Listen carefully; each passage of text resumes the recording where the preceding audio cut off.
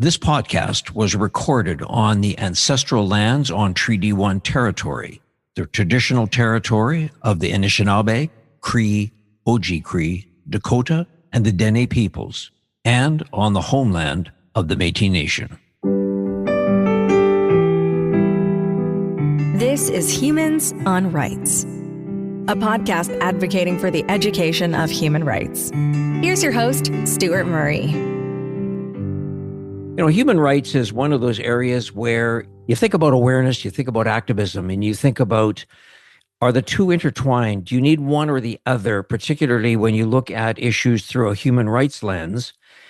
And today's guest is Haran Vijayananthan, and he is the Community Health and Wellness Director at Klinic Community Health Center.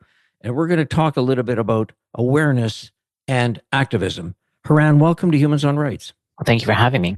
Can you introduce yourself and maybe explain a little bit about what you're doing? For sure. So my name is Haran Vijayananthan, as you had said, and I'm a 47-year-old Sri Lankan Tamil gay man who grew up in Winnipeg, in the 80s, and then, headed off to Toronto. And I think that's sort of where my human rights sort of work started, in Toronto, where I was working in the HIV sector as well as the LGBTQ sector, being exposed to a lot of human rights violations, especially for those folks who are living with HIV. But then when you add the element of race and class and citizenship into the mix, you see the intersectional issues that occur for many individuals accessing basic healthcare needs, which is a human right, a basic human right for everybody here in this country.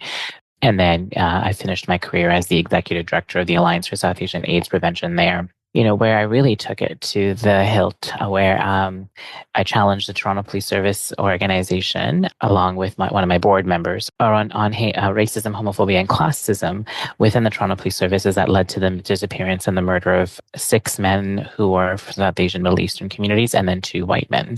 And then when you look at the class structure as well. So that's sort of my work. And right now in Winnipeg, I moved back to sort of, gain my sense of self again that I lost while I was there doing all that work, because a lot of that work does take away your identity because you're so involved, and then you lose your path. And so I came back to Winnipeg home to recollect myself, and worked at the Canadian Museum for Human Rights as their Director of Equity and Growth, and currently back in community because I think that's where my passion lies and where I feel I can make more of an impact and change at Klinic, which is a community health center working with diverse populations. It's a great sort of background and experience that brings, the conversations around awareness and activism and what you've done in your career, Haran. So thanks for the introduction. Thanks for sharing what you're doing. Just before we get into sort of the issues around awareness and activism, I've done some work with Klinic. They are obviously an amazing organization. Just before we get into the conversation, just share, what is it that you're working on right now at Klinic? Yeah, so we've got a number of programs. So we've got the mental health and crises and counseling, department, where we focus on mental health issues and concerns and trying to help people through their processes along with groups. And then with the health services piece of it, which is what I'm in charge of, along with our medical director, Dr. Andrew Lodge, we offer comprehensive primary health care for folks who are underinsured, uninsured, underhoused, as well as the general population within the West Broadway downtown area. Some of the programs that we offer that are special are the drop-in STI programs, testing, as well as the gender affirming care of the trans clinic program. And more recently, under the mental health and crises program, we're offering the community-based sexual assault forensic nursing program for folks who've experienced sexual assault. And again, it's open to anybody who's experienced it, and it's a community-based care program in relationships with many different organizations to ensure that we have a comprehensive and smooth process for individuals to follow after a crisis. As you say, it's a community health center, and community, I think, is the key word there, because you're very much engaged in all elements of the community. So thank you, Haran, for sharing kind of some of the work that you're doing. One of the things I just wanted to get your sense from your perspective, Haran, is if you look from a sort of a human rights standpoint, how do you distinguish between raising awareness and, say, taking action? Well, I mean, I always say that if you're living in 2025 now, unless you're a young child, but even then, young children tend to know they're all aware of the behaviors and the issues in society, due to online medias and people sort of raising their voices, the protests that's been happening on many fronts, and, especially last year and the year before around gender affirming care and the trans communities. And then when you look at George Floyd and Brian Sinclair and Joyce Eschequan and all the injustices that have occurred very publicly. I think, you would be living under a rock or totally ignorant if you weren't aware of the issues of human rights violations in the country and the city now, in particular in Winnipeg. I mean, that's awareness. I mean, sometimes I hear conversations of, well, I don't see color and I treat everybody the same, or, the space is open to everybody and we don't want to treat people differently. Or I know that's happening over there, but not really here. And that's not me. That classic example of, when someone is called a racist, like, I'm not a racist. My neighbors are Black or my neighbors are Indigenous. Those kinds of sentiments still continue to happen, but, there is awareness already. I think in terms of activism and action, it's what are you going to do about it? Right. And it's as simple as, okay, someone called you a racist, is to stop and think and understand why they might have called you a racist. It's taking a minute to understand why that's happening. And rather than going into the defense mode that a lot of people do, it's actually doing the simple actions of really self-reflecting. And I mean, even with myself on a daily basis, when I look at who I am and I introduce myself as a Sri Lankan Tamil gay man, automatically people look at me and see me and assume that I'm at the bottom of the ladder. And therefore, they don't acknowledge some of the privileges that I do, which I carry cis male privilege, and in the context in which those happen, right? And so it's an active response of myself to be aware of my surroundings and of my situation, so that I can, if someone does turn around and say, you are actually being sexist or you are being transphobic, the response is, well, I can't be transphobic because I'm gay myself, right? And so it's really being aware of that. And it's so that's the individual action that you can take. And then the systemic action to calling out systems very publicly, but also sitting down to work with them if you're able to do so. And if not, just calling it out is just fine. But making sure that we're contributing to systems change so that we're not doing the checkbox activity of, oh, yeah, we have 10, people of color and we have 5 LGBT folks, we're good. We're diverse and we're addressing the issues. To me, those are performative actions, but actually looking at policies and procedural changes, looking at budgets to see how we accommodate these changes going forward. So to me, that's more human rights-based action from individual to sort of systemic. Haran, one of the things that you mentioned just in your comments about the somebody saying, I don't see color, I sort of look at people. I have to tell you that, for my time when I was sort of the inaugural president and CEO of the Canadian Museum for Human Rights, I learned so much for so many amazing people there. But I think for a white man to be able to, at the beginning, to sort of say, I don't see color, I think what that was trying to say, hopefully I'm trying to see everybody the same. I see everybody equal. I don't, sort of make difference. Having said that, I was corrected by a number of people who said, no, I think it's important you see color because the color doesn't make anybody different. You're still the same human being. We're still treated equal. But yes, I do have a different color of skin than you, and please recognize that. And so, that for me was really quite, sort of an education. And, one of the reasons I love this podcast is I always learn from people in some of the areas that you think you're doing something. And I think you used the word performative, which I think we want to come back and talk a fair bit about that, because I think there's a lot of that, particularly on social media these days. But, Haran, you mentioned something about systemic change or systemic issues. I just kind of put this into perspective. Is awareness alone enough, do you think, to drive systemic change, or do you think you need activism? Is that always necessary?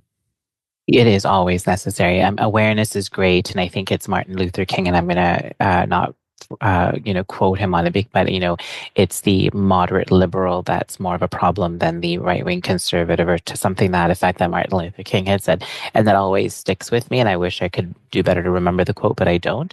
But it is, right? It is like awareness to me is that moderate. Like, I know it happens. I'm sorry it happens. The apologetics on a regular basis. And it comes across on many occasions, especially when we look at gun violence. The United States is our thoughts and our prayers are with you. Well, the children are still dead, right? What are you going to do about it so that other children are not going to die? That's usually what the Toronto Police Services and other police service organizations across the country and the world do is there's harm caused and it's like, well, we won't do it again, or this is a learning opportunity, blah, blah. That's awareness, but with no substantive action to it. Action must accompany the awareness. And apologies can happen at the beginning, but also apologies need to come with action as well. Otherwise, you're just basically, again, going back to that word again, performative, right? And you're trying to pass the buck and you're trying to sort of distance yourself from the issues that whatever organization or institution that you're representing, or even yourself, is just continue to contribute to, and the situation will just continue to get worse.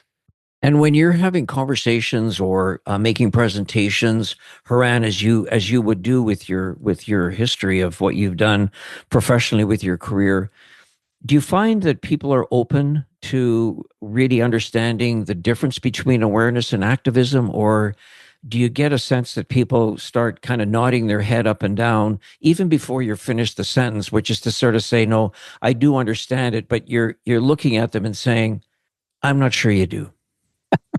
Oh, and all the time. I mean, you get a mixture of people and you can see the ones where, the light bulb goes off, and then the other ones are just like, okay, when is this going to be over? I'm tired of being bashed for my thoughts and opinions and values and beliefs. And again, it is a human right to have your own values, thoughts, and beliefs. But when you're in public and you're in society, you kind of sort of have to look at how it's going to work within community, right? And within the broader good. And so, you do see that. And then I get challenges like, well, what do I need to do and how do I do it? And then people become overwhelmed with what they need to do to become active in what they see as discrimination.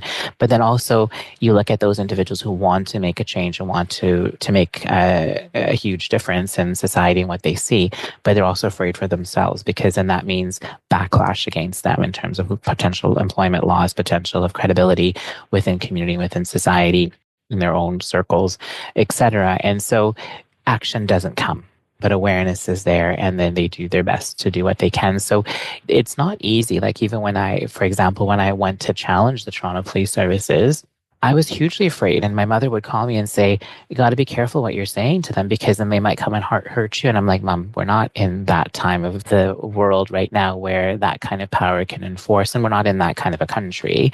But, I could have been totally wrong about that too. But I had to trust some level to the system. But then it worked out well. And again, it's giving people the tools on how you would approach that. So the approach was with my board member and working with the direction of the board to really look at, this is what the problem is.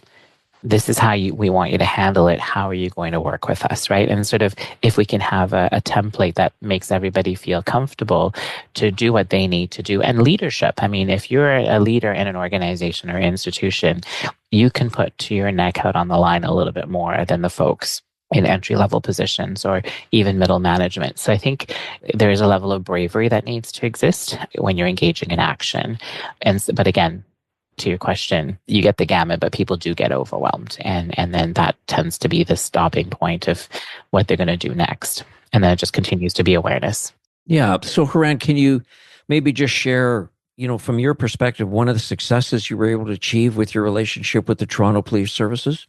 It wasn't the easiest of times for sure, especially going through the whole system and going through the trials in 2019 and 2020. But working with Judge Epstein and my board member, Shakir, to really look at how we create the terms of reference for the review to happen, the pathways that we're going to work towards, and really be an active member at the table rather than a passive member, and insisting on it. And so as a result of that, Justice Epstein was able to adopt the terms of reference that community and the police drew up together. There were very little changes that were made. And then, so Shakir and I had decided to split our roles up. And I did all the community pieces. So the community engagement, the community capacity building, all of that kind of stuff. Then right now, I'm still the co-chair of the missing and missed implementation team with the Toronto Police Services, where we're actually getting criticism because we're taking too long to implement the 151 recommendation versus stopping to think that we're actually looking at each recommendation, grouping them, and structuring them in a way and implementing them in a way where the system is actually making change on how they engage marginalized or vulnerable populations when a missing persons report is made. It's been 4 years in the making, and we're like 80% through all of the recommendations. And so I thought that's a true success, and we're actually influencing organizations in the international community in terms of how they work and deal with individuals who are missing. We have a group of individuals who are from the disability community, from the queer community, from the sex worker community, who are all sitting at the table together alongside police officers to really address some of those issues. So some of the recommendations in terms of implementation was, don't use people's last name on the poster. Change the color and context of it, because then what you're doing is you're setting people up for success if they're found, but you're having descriptions that's enough for police officers and community to look for them along with the picture, putting in particular pieces of information that might help the individual. So if that person does have a mental health diagnosis or other features that are relevant to the police officer engaging with the person, if they're found, that actually just softens the interaction and makes it more of a positive and a successful interaction.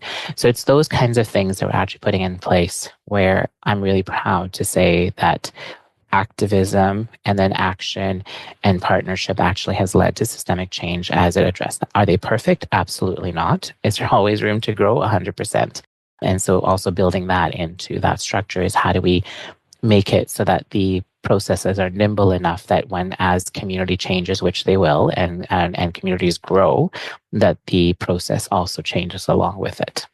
Yeah, lots to unpack there, Haran. Congratulations for sure. I mean, because I do think that a lot of comments in the human rights world that I keep hearing loud and clear from people like you who are advocates, educators in that human rights world, always talk about the importance of systemic changes, that you can't go in and just sort of nibble on the sides or the edges or talk about retraining or those sorts of elements. You're talking about systemic changes, which is exactly what you've introduced there. And so thank you for sharing. I just want to come back to one thing. You caught my interest when you said, if you're putting up I use the word poster, and you say that rather than putting their last name, can you give me an example specifically? What were you referring to there? In the past, what used to happen with missing persons posters or information is, Haran Vijayananthan, a description has gone missing. And so now with the digital age that there is, that information is then online and for everyone to see at any point. So the information that was raised and the to our consciousness was that if there are potential employers or other individuals Googling a person's name and that missing persons poster comes up, that actually is an impediment to the future existence of that individual, including traveling abroad. There was a history where folks with mental illness were reported to the border services so that they weren't able to cross to visit anyone. So that, and that law has changed significantly, but sometimes the practices still exist. And so that was brought to our consciousness. So now it's just Haran, this description has gone missing, and there's a picture. So it's not so easy to search somebody. I mean, if you have a very common name, then whatever. But, if you have a very unique name, that challenge still exists, like mine. It actually then diminishes the potential. Okay. No, thanks very much for sharing. Have you been able to bring some of that conversation, Haran? You talked about moving it outside of the Toronto Police Services to almost a global perspective. Has some of that found its way into the Winnipeg Police Services? I do know that the officers in the missing persons unit have done presentations across the country to the various police organizations. And I believe Winnipeg was a part of those conversations as well. When you talk about some of the effectiveness and challenges with respect to, awareness and activism, are there some common barriers that you would say or you have seen that prevent some of the awareness to become activism, that there's just barriers along the way that prevent that to take place? Gosh, there's many. And I think I spoke to them a bit earlier around potential loss of employment, credibility within community, and the optics within their own communities if they feel differently. Fear of isolation and repercussions are huge barriers for individuals to take action. Even when, especially when you saw in the last couple of years around the Million Pearson March against the trans community and gender affirming care. There were a lot of folks who were marginalized themselves or racialized themselves on the other side. And so there's tension between, well, how do we handle this now? The intersectionality is coming through, not just on the oppression side, but also the folks who are doing the oppressing and those relationships. And how do you navigate that so that you're not giving up on your own values of challenging? But it's the skills building and the critical thought that doesn't continue to exist in many spaces now, which I think is a huge barrier. The ability to critically think about what's going on, looking at the history of what happened in the past and why things are moving the way they are, looking at what's going on in that particular space during these organizing of the rallies, whether you're the activist or you're the person on the other side, doesn't exist. And I think those are huge barriers that continue to plague people who want to try and do the right thing and want to get involved and be very active in their awareness, but often come short of it. And it sounds like an excuse, but it's unfortunate when you look at sort of, especially when I speak with folks in people of color communities, and even like some of my staff here, is like, Haran, I can't do that because I'm going to lose my job and then I'll get reported to the license. I can't show up because I go to that mosque or I go to that church, and so they want to show up and they want to do, but then they can't. And those are very big realities for many individuals.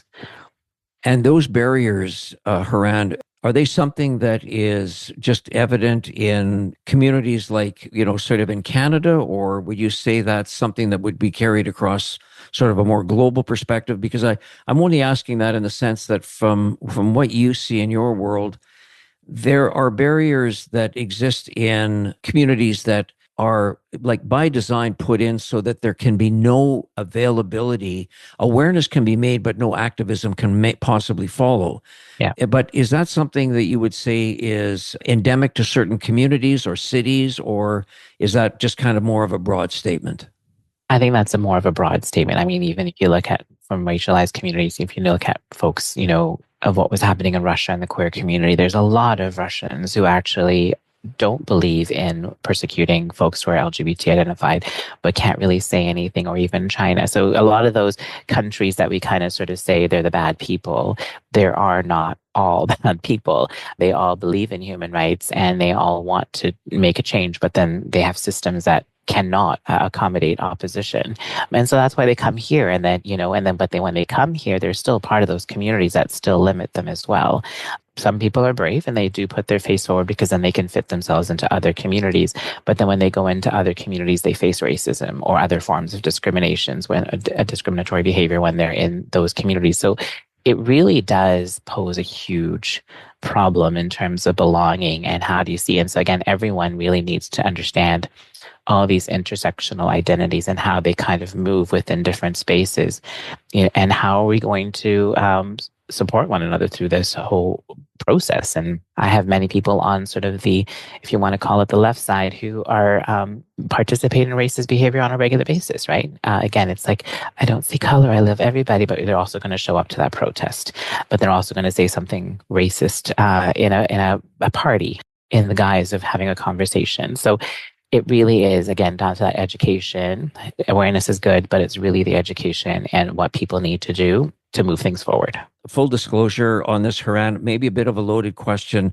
I loved how you said that people have to understand intersectionality and the importance of it. I totally agree with that statement.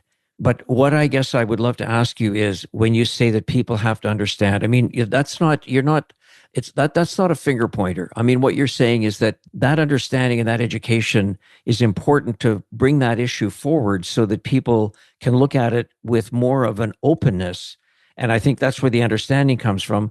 But how have you seen, through work that you've done, the creation of the understanding? I mean, again, the word intersectionality for some is stop for 1 second. Please explain what that is. Then what do I need to do to understand the importance of that with respect to activism? So again, and I'll go back to me as an example, right? Like I have intersecting identities of gay, South Asian, new to the country, lived in poverty. All of those things make up who I am.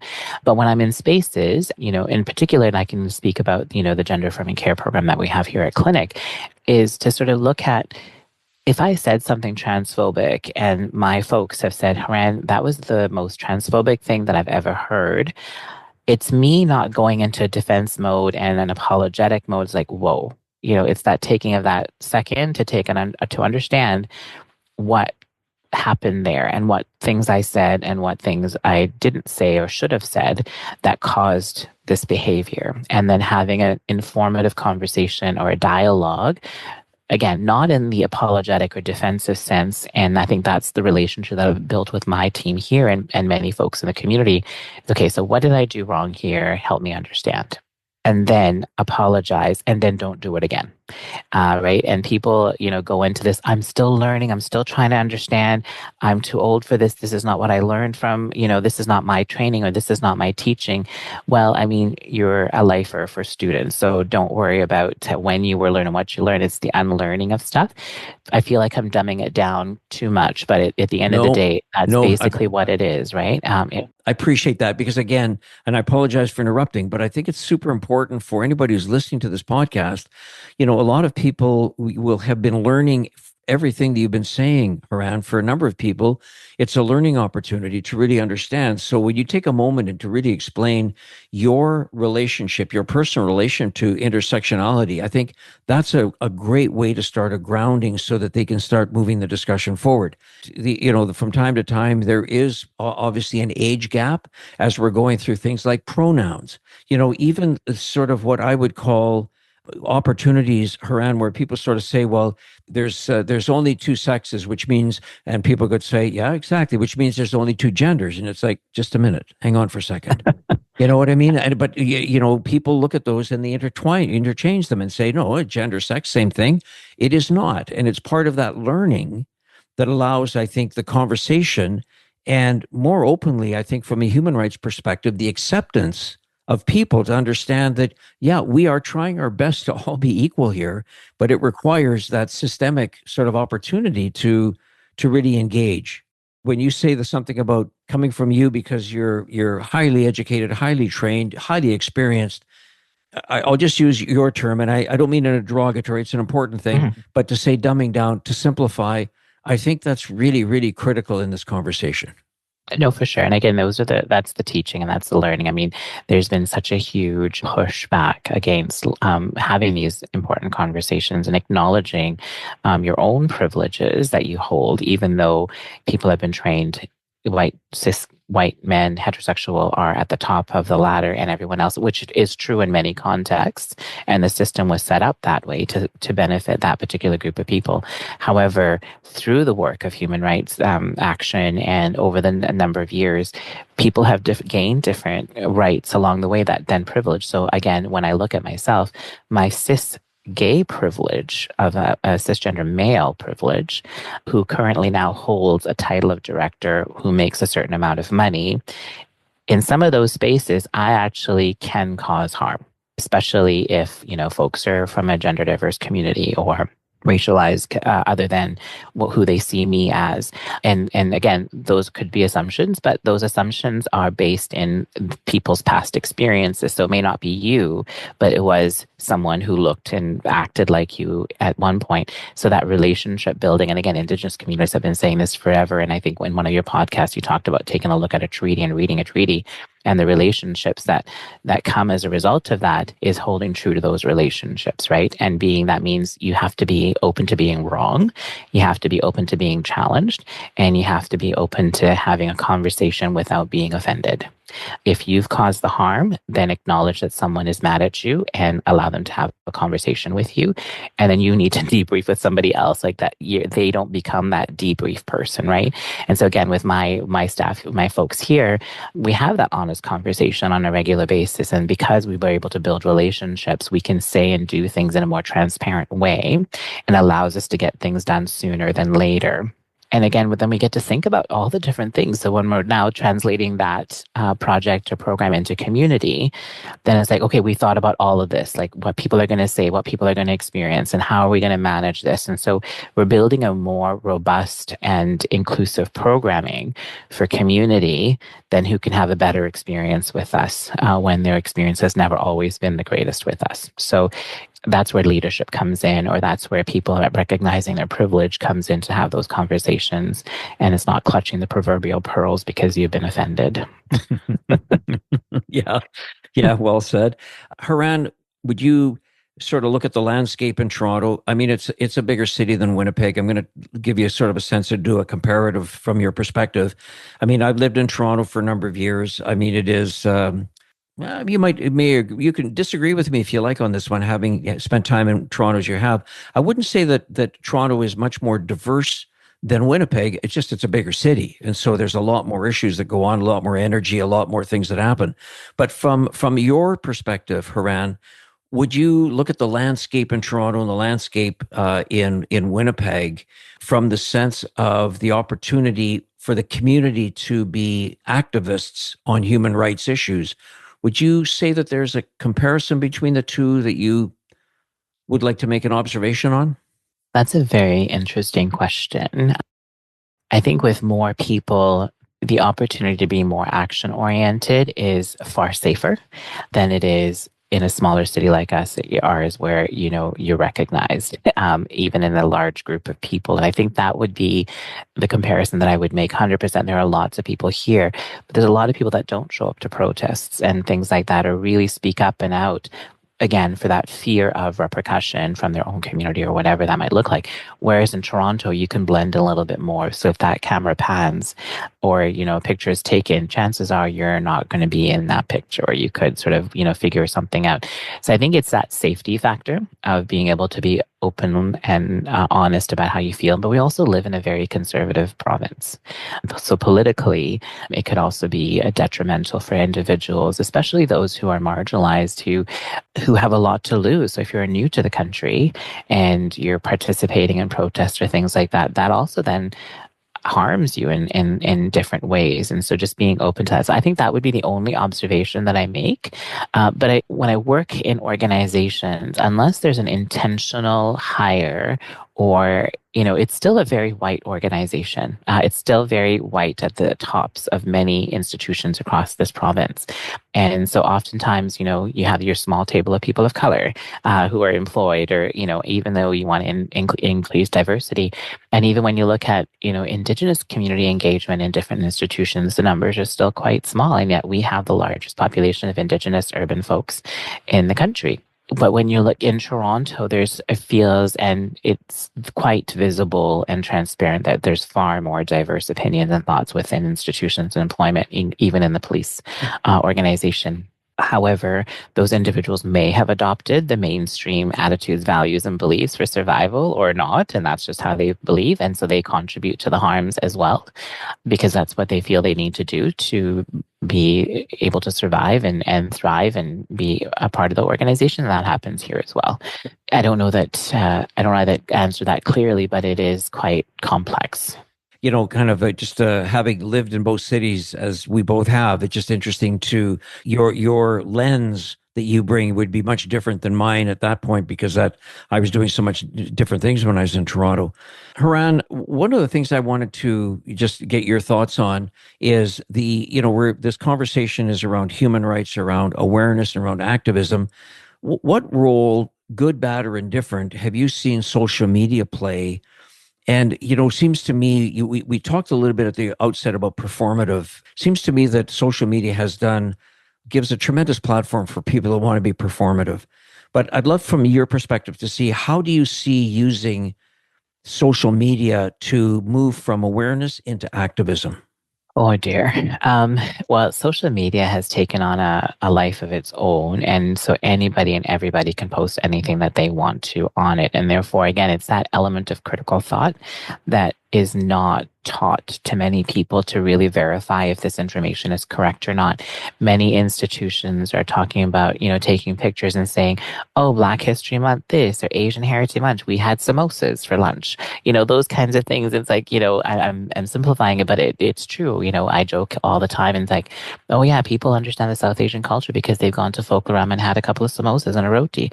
And so, but that's not the full understanding. So, it is maybe education. And I think that's where it is how do you actually utilize social media to, number one, advertise all of the issues and concerns that are occurring in the world, but how do people then take that information and interpret it in the best way possible? What research do you need to do? Who do you need to go to? So it really is not the platform itself. I mean, maybe the platforms are the ones who need to fund the education on how you actually use social media effectively and engage in the critical thought and train people on how to have critical thought.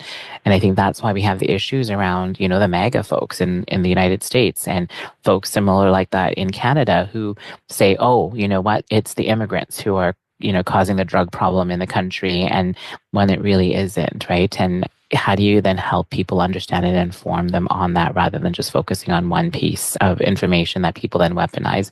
And they're weaponizing social media. And so it is, those individuals who are, developing these tools that need to look at what are human rights principles and social ethics that are involved as things are being posted. And a lot of what was advanced in the past years are now being undone. A classic example of X and sort of allowing for certain things to be posted and blocking others. It's all of those kinds of things that are complex. So social media is a great tool and a great platform, but hugely performative. It allows people who don't truly believe in, who are capitalizing on issues of diversity, equity, and inclusion, capitalizing on discrimination, saying that they're claiming things that they're not, or that they are, but they're not in practice.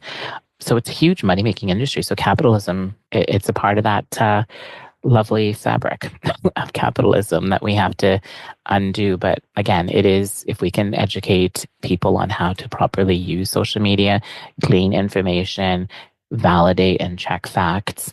This is where I jokingly say, sometimes I wish we had the encyclopedia still, it forced you to go to the library and do some more reading and have conversation rather than being, your own little system behind your phone. And that talks about my age, but it does, I feel like what folks are doing now, even listening to my nieces and nephews and what we had to do. I'm like, oh my gosh, did you dig deeper into that? Can you tell me more what you learned? Can you look at all the resources that you access to formulate this opinion of this particular group of people? They're lovely humans, but it's having those conversations with those lovely humans so that they're not going the other way. They're going forward. Yeah. Yeah. When I was at the Canadian Museum for Human Rights, Haran, I had a chance to interact with the folks at Library and Archives in Ottawa. And at the time, I had a conversation with the gentleman who was the executive director there. And he was saying that this goes back a number of years ago, but the point he was trying to make is that his daughter, who was writing her PhD, was doing her research. And of course, a lot of the research that she was doing was on the internet. And all he was trying to say is, can you please check and verify? Because, Library and Archives makes a living of that. Whereas the internet, sometimes it's just rushed to get information out and fact check later. And so to your point, we kind of live in that world today. Is there anything, Haran, that you have specifically seen personally where social media has had a very positive impact on awareness into taking action on something? Well, I think the whole George Floyd movement, right? And that was huge. And even with Joyce Echaquan, and the number of women of color or Black women in the United States who have lost their lives to police violence. There was that interesting conversation as well. Like, we talk about Black men who get murdered by police in the United States and Canada, but we don't talk about the Black women who are murdered by police. And there was that huge campaign, the Me Too movements, those kinds of actions. And again, there was a lot of people saying the same thing, and they all came together and they flooded the social media platforms with that information and then resourced them. The Black Lives Matter movement too, right? And when you look at all of those really great organized campaigns, those were the best ways to get that information out and had some critical thought. But then, of course, now you have individuals who are weaponizing those pieces of information, and then they're flipping the story. It's like, what about white lives matter? And what about all lives matter? It's like, well, yes, all lives do matter. 100%, no one's denying that, but Black people have been ignored. And so we do need to sort of elevate that population and talk about it within that context. Also trans folks, right? Queer folks. So yeah, so I would say those are the most successful campaigns that I've noticed and understood to actually cause change. If we can get the Prime Minister, even though it's performative in my opinion, to take the knee during a protest, I think we've done something good. The news is filled. It's hard not to hear what's happening south of the border. Some of the changes that are being made. They're very clearly attacking, sort of the whole diverse equity inclusion. I don't know if I should call it. Would it be fair to call it? Was that a movement? Oh yeah. So if you look at that movement being attacked there, if you were to say, is that some of that maybe coming across the 49th parallel into Canada, what advice would you give to listeners who are saying, how can we take action so that we can help that doesn't take place here, take hold here? I think sadly it's already happening and it's taking place here, right? It's not as prominent and as loud. However, we did see the trucker movement happen here, similar lines around COVID. That community is alive and well in this country and in Manitoba and Winnipeg. But it's going back to folks to sort of say, when you hear things that are being said, please do some research and do some digging, right? Go to some of the sources, look at both sides. Don't just look at the one side or the other. Look at both sides, look at the arguments, look at some of the facts. It's also some of these institutions, look at the credibility of those institutions, organizations, and how those decisions are made. To really educate and inform. Like, I can't say that enough. I mean, even with me, I hear like, well, this looks kind of interesting and it could look like it makes sense, but really, who is it coming from and why is it coming from there? But then what is the other side saying about this, right? When I was doing an interview for a position, the candidate said, well, when you're looking at a conversation and there's a disagreement, you have to understand that there's three sides to a story. And I think that sort of stuck with me. Like, you have to look at one side and then the other side, and then the truth lies somewhere in the middle or in the spectrum somewhere. So there is three sides to this story, and sometimes more depending on the number of people that are involved. So it's just really taking that into consideration.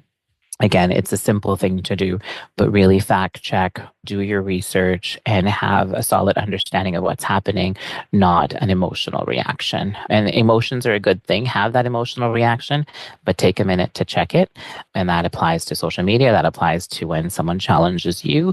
And that applies to any sort of situation when it comes to human rights. How important is activism when you're dealing with governments who ultimately shape policy? And can that activism be used for some as an impediment for actually moving forward? People will look and say, there's a radical element to this activism. Would you say that, to give somebody advice as to how can they use activism to create, in a positive way, hopefully positive way, policy developed by both provincial or federal government?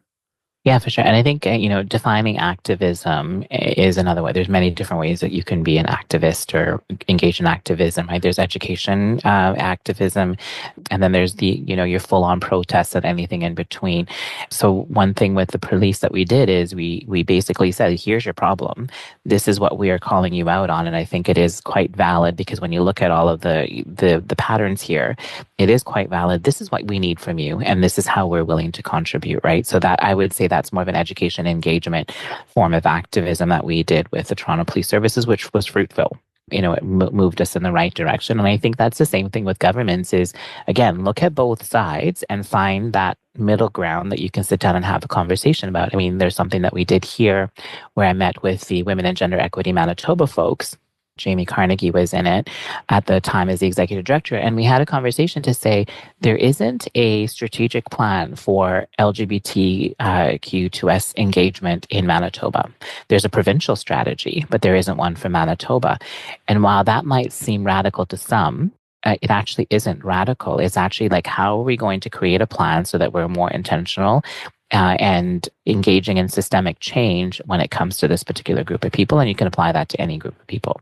And then when you're looking at intersectionalities, and so that was a proposal we had a great conversation with as a community. And we're moving that forward. And that was moved forward. It went to the minister's table and everything was done. And so there's a strategy being created right now. So I think, in that way, when there's a strategy, then you're allocating budget, you're allocating policy times, you're understanding some of the ways in which you can understand some of the gaps in services and how to build services forward. And that too is a form of activism, right? In terms of looking at strategic change and policy change from a point of, here's a community that is underserved traditionally and historically and currently in Manitoba today and across the province. And so it really is looking at some of those nuances. And then, of course, you need the people who are going to be out there on the legislature grounds and on Parliament Hill with the signs and yelling and screaming and doing what they need to do. That's the awareness raising part. And that is important and totally supported. And I go to those things too.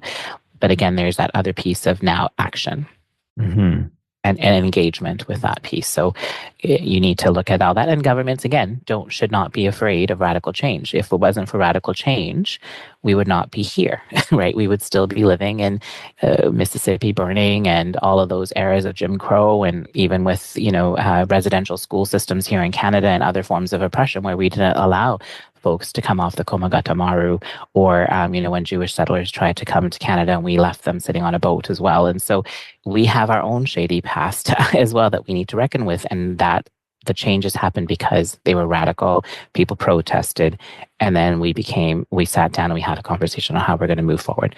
And I think what's great about your comments, Haran, is that education is so critical in these conversations. And, education in the classroom is kind of what we're sort of brought up with and used to. But the kind of education you talked about, being out on the legislative grounds, with a sign, with a voice, with a message, looking at educating people about why you're taking your personal time to stand out there to create a message or to create awareness. So, education starts to take on many, many different forms of which you shared. So I really appreciate that. And I want to thank you so much for your time. Is there anything at all that I didn't ask you today that you would like to share with anybody who's listening to this podcast? No, I think it was a pretty good conversation. So I really am very grateful for you having me on your show and to talk about sort of my perspectives. And again, there's many different ways of doing things, right? And there's no one right way, but I think we just have to do it together and figure out ways to understand our differences, but come to a consensus on how we're going to move that forward. And so I think that's how change happens as well. So, but thank you very much for the opportunity. It was nice to see you again. Okay, Haran, thank you so much. Thanks for listening to Humans on Rights. A transcript of this episode is available by clicking the link in the show notes of this episode. Humans on Rights is recorded and hosted by Stuart Murray. Social media marketing by Buffy Davey. Music by Doug Edmond. For more, go to humanrightshub.ca. Produced and distributed by the Sound Off Media Company.